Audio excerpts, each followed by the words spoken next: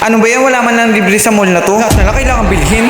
Hi ma'am, naka-promo po kami. Buy one get one free po. Bili na po kayo. Murang-mura lang po ito, ma'am. Uy, may libre, makakuha nga. Ay, grabe naman Eh ma'am, makablot. bakit isa lang po ang kinuha nyo? Di ba dapat po dalawa? Bakit isa lang ang kinuha ko? Di ba ang sabi mo may libreng isa? So kumuha ko ng isa yung free. Ano raw? Hindi ko siya maintindihan.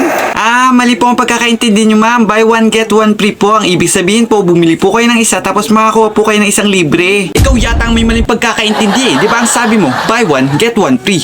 So meaning, pwede akong kubuha ng isa na libre. Tapos gusto mo bumili ako. Ang galing mo naman. Ay miss, ngayon lang po ba kayo nakakita ng gantong promo? Anong tingin mo sa akin? Hindi nag-aalala at hindi nakakaintindi. Alam ko yung buy one get one free na yan. Ikaw yatang hindi nakakaintindi eh.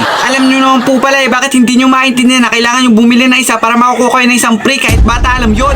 Matignan mo yun, oh. O ano yun, anak? Buy one, get one free. Ma, bumili ka ng isa para may libre tayong isa. Totoo ba yan? Opo, mama. Ito pa yung bata alam yun kesa dito sa kausap ko.